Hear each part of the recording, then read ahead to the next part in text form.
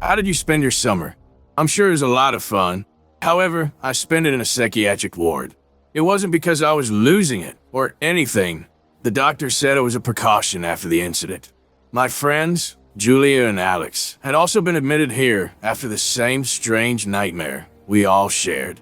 Dr. Calder, the attending psychiatrist, believed our shared hallucinations were caused by the horror film we'd watched at a late-night party. But I wasn't so sure. The Hell-Den Asylum Rehabilitation Center had a reputation for being peculiar. Situated in the middle of nowhere, surrounded by dense woods, its Gothic architecture made it feel like stepping into a forgotten corner of the past. The patients were few, the halls too quiet, and the air always carried a strange metallic tang. Don't you think it's odd? Julia asked as we sat in the dimly lit lounge after our first group session. What? That they put us in here because of a movie? I replied, trying to sound nonchalant. No, Chaz. The place itself. It feels wrong. Alex nodded in agreement. I've been hearing whispers at night. At first I thought it was the staff, but last night there was no one there. I laughed nervously. It's probably just the wind. But even I didn't believe that.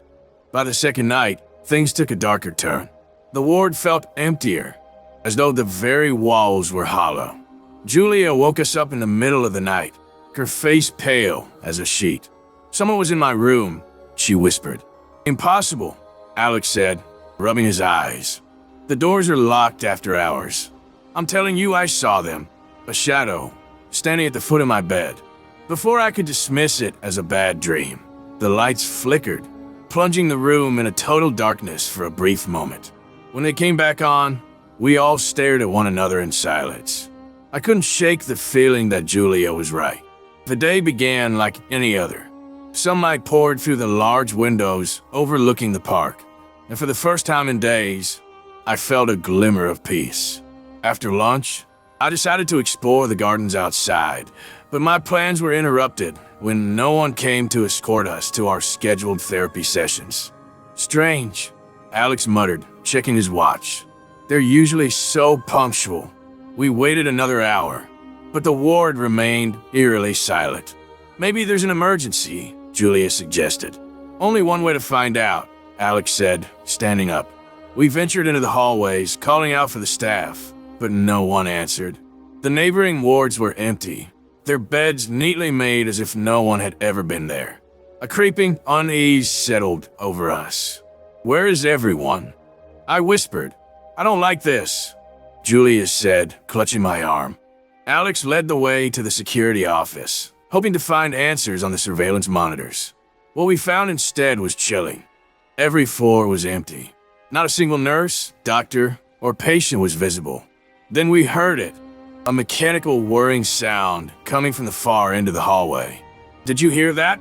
Alex asked, his voice barely above a whisper. We followed the sound and found a woman in a wheelchair, repeatedly bumping against the wall. Her head was tilted at an unnatural angle.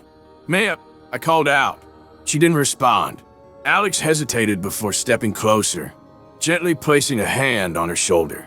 As he turned her chair around, her head snapped back, revealing a face without eyes. Julia screamed, and we all bolted. After the encounter with the eyeless woman, we armed ourselves with whatever we could find in the security room. Flashlights, radios, and even a pistol with a single magazine. We need to get out of here, I said, my voice shaking. The stairs are blocked, Alex pointed out. Want to take the elevator? Julia was hesitant, but we convinced her to step inside. As the elevator descended, it jerked to a halt between the 6th and 7th floors. The lights flickered and went out. Not good, Alex muttered, fumbling with his flashlight. A low hum filled the air, growing louder until it was almost deafening. Suddenly, the walls of the elevator seemed to pulse, and a ghostly figure appeared in the flickering light.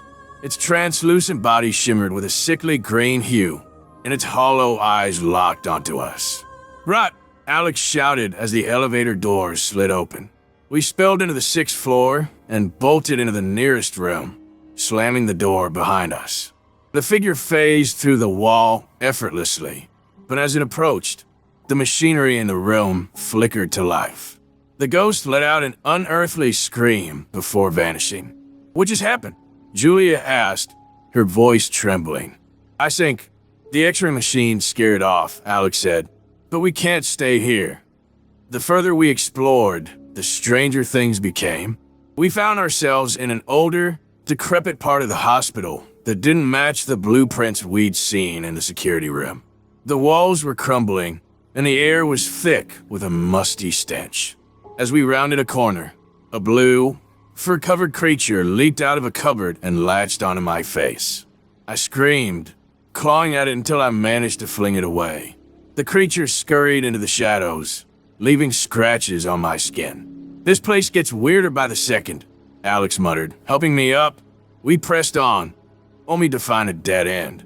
Suddenly, the floor beneath Julia gave way, and she disappeared into the darkness. "Julia!" I shouted, but there was no response. As we searched for Julia, I stumbled into a solitary room with a large mirror. A faint whisper drew me closer. "Charles, help me!" It was Julia's voice. I reached for a set of keys hanging from the mirror's frame, but as I touched them, the glass shimmered. Two pale hands emerged from the surface, grasping at my throat. My vision blurred, and images flooded my mind. Visions of the hospital's dark past. I saw the tormented souls of patients who had been trapped here, their lives stolen by cruel experiments. Then I saw her, the entity behind it all, the warden, a ghostly figure clad in tattered robes with empty, glowing eyes. "Leave this place," a voice echoed in my mind. When I came to, Alex and Julia were by my side. Together, we used the keys to unlock a hidden exit and escaped into the dawn. We thought escaping Hellden Asylum would mean freedom, but as we stumbled into the woods that surrounded the hospital, the air grew colder and the landscape felt wrong.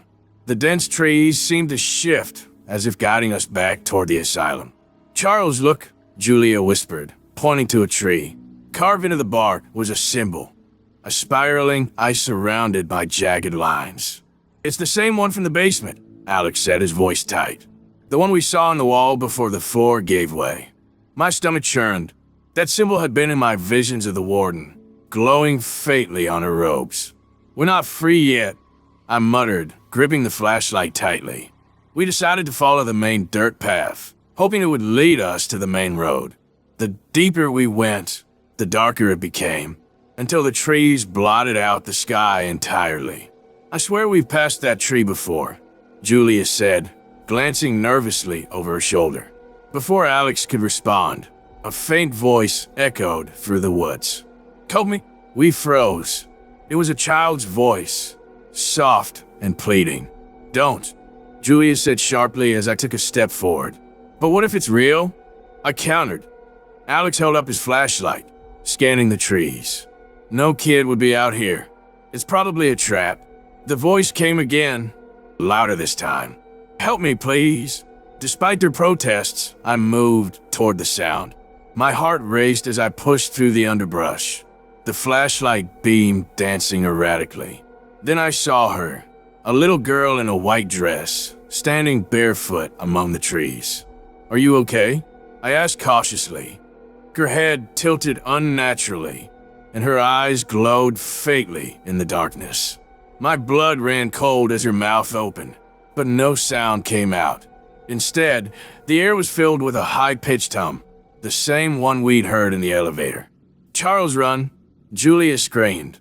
The girl lunged at me with impossible speed, her form dissolving in a shadow as she reached for my throat. I stumbled back, narrowly avoiding her grasp, and bolted toward Julia and Alex. "She's not a kid," I shouted, crashing through the branches. Behind us, the shadowy figure pursued, her glowing eyes cutting through the dark. "Over here!"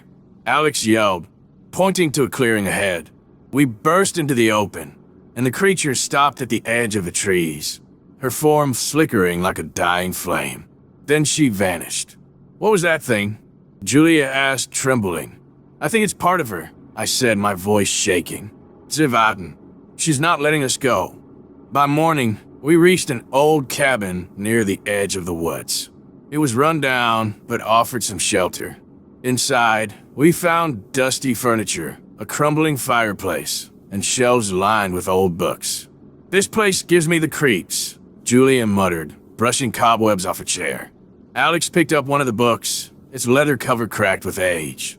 "Looks like someone used to study the occult here. Check this out." She handed me the book, and I flipped through its pages. Symbols, rituals, and strange diagrams filled the text, all written in a language I couldn't understand. "What's this?" Julia asked, pointing to an illustration of the spiraling eye. Beneath there was a single line in English. "To sever the tether, break the cycle." "What does that mean?" she asked. "It's got to be connected to the warden," I said. "Maybe there's a way to stop her." Alex found a map tucked into the back of the book. It showed the layout of Hellden Asylum and the surrounding area, including a marked location labeled Ritual Chamber. "That's where we need to go," I said, feeling a mix of fear and determination. "Back to the asylum?" Julia exclaimed. "Are you insane? She's not going to let us leave unless we end this," I said firmly. "We don't have a choice." Armed with what little we could carry, we made our way back to Hellden Asylum. The building loomed in the distance, its dark silhouette against the gray sky sending chills down my spine. We entered through a side door, the air inside even colder than before. The asylum felt different now, more alive.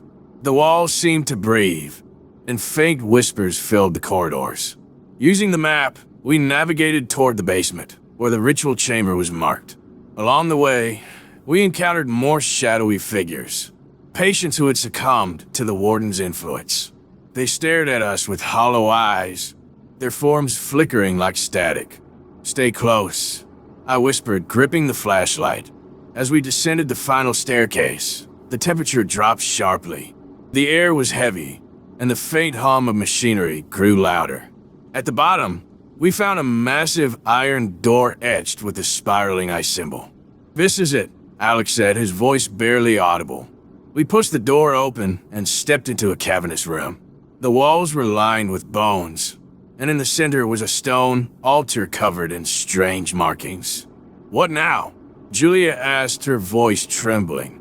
I opened the book and flipped to a page describing a banishment ritual.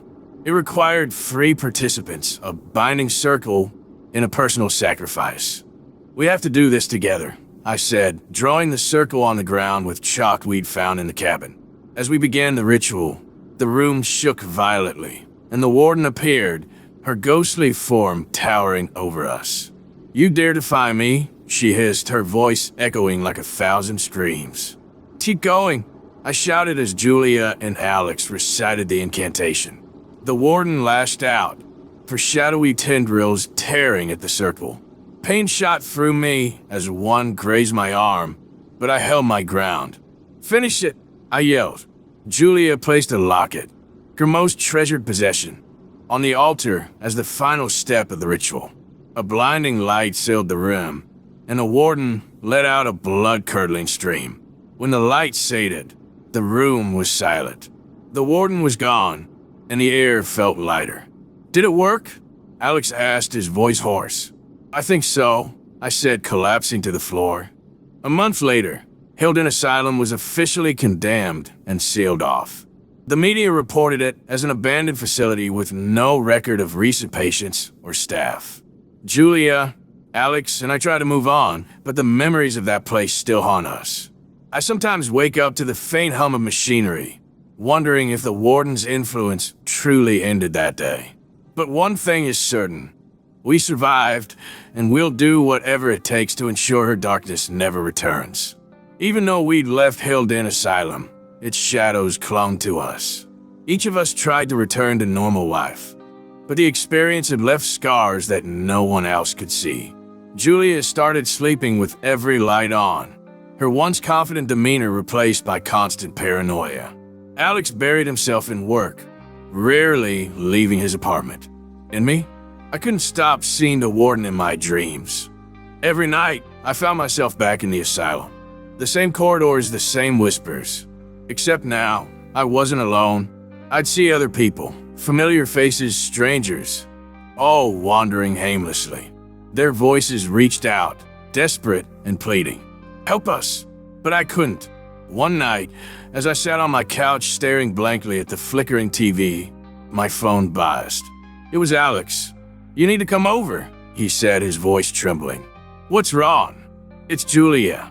She says she saw her. I didn't need to ask who he meant. When I arrived at Alex's apartment, Julia was already there. She looked pale, her eyes rimmed with dark circles. She's back, Julia said flatly. "Oh, the Warren?" I asked, shutting the door behind me. She's not just back, Julia whispered. She's angry, and she's not alone. She placed a newspaper on the table. The headline sent a chill through me. Local teenager missing near Hilden Woods. Beneath it was a grainy photo of a smiling girl, maybe 16 years old. I heard her, Julia said, clutching her arms. Her voice calling for help, just like before. You saying the warden took her? Alex asked skeptically. Not just her, Julia snapped. Look at the articles. She pulled out more clippings, all recent.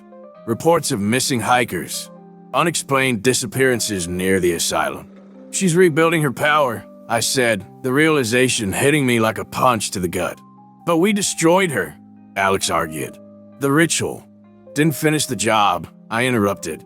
A heavy silence fell over the room. So what do we do? Julia asked. Because I can't go back to living like this. I can't sleep, I can't think. She's in my head, Charles. There was only one answer, though it terrified me to say it aloud. We have to go back. We packed what we could, flashlights, ropes, anything we thought might help. Alex found an old handheld recorder to document our trip, convinced someone needed to know what happened if we didn't make it back. The woods were eerily quiet when we arrived. The same oppressive stillness, the same twisted trees. It was like stepping into another world, one where time didn't exist. I can seal her, Julia whispered, hugging herself. Let's keep moving, I said, forcing myself to sound braver than I felt. The path to the asylum seemed shorter this time, almost as if it wanted us to return. When the crumbling building came into view, my stomach tightened. Do you hear that? Alex asked, stopping suddenly. We froze, listening. At first, there was nothing but the rustle of leaves. Then, faintly, the sound of children laughing. Is it real? Julia asked, her voice trembling. I don't know, I admit it. As we approached the asylum, the laughter grew louder, echoing through the broken windows like a mocking chorus. The interior was even more decrepit than before, as if the building itself was decaying under the weight of its history. The air was heavy, each breath feeling like a struggle. Using the map we'd taken from the cabin, we retraced our steps to the ritual chamber. But when we reached the iron door, it was no longer there. In its place was a blank wall, smooth and featureless. That's not possible, Alex muttered, running his hands over the wall. It's her, Julia said. She's playing with us. A sudden crash echoed behind us, followed by the sound of shuffling footsteps. Metal! I shouted, grabbing Julia's arm. We bolted down the corridor, the flashlight beams bouncing wildly. The whispers returned, growing louder with each step. They seemed to come from everywhere, overlapping in a cacophony of voices. Why did you leave us? You're not supposed to be here. Run while you can. After what felt like hours of running, we found ourselves in a hallway that didn't appear on the map. The walls were lined with mirrors, each reflecting a distorted version of ourselves. This wasn't here before, Julia said, her voice shaking. I don't like this, Alex muttered. As we moved cautiously down the hallway, the reflections began to change. Instead of our faces, we saw others, patients from the asylum, their faces gaunt and twisted with fear. Help us, they mouthed silently, their hands pressing against the glass. We need to get out of here, Julia said, her voice rising. But as we turned to leave, the hallway stretched endlessly in both directions. We're trapped, Alice whispered. No, I said firmly, stepping forward. She wants us to think that. It's just another trick. I closed my eyes, focusing on the faint hum that had been present since we entered. Slowly, I walked forward, my hand outstretched. To my relief, my fingers brushed against something solid. "It's an illusion," I said, pushing through what looked like a mirror. The others followed, and we emerged into a massive, circular room.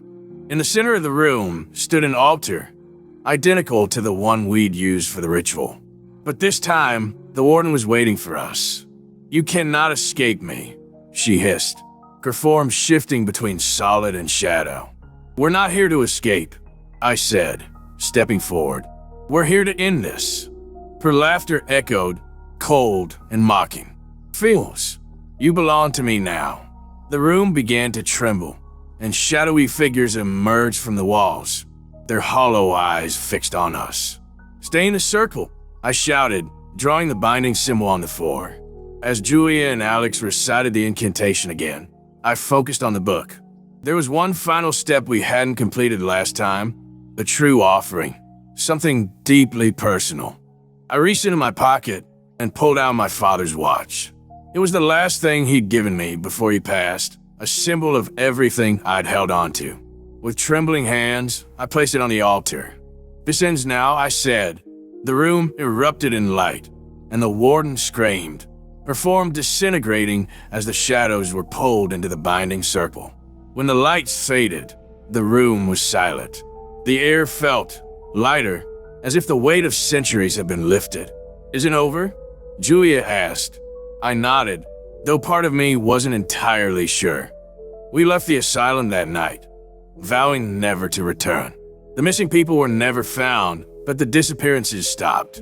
Hillden Woods grew quiet, the shadows retreating at last. As for us, we carried the scars of that place, both seen and unseen. But we also carried hope, that even in the darkest places, light could still break through.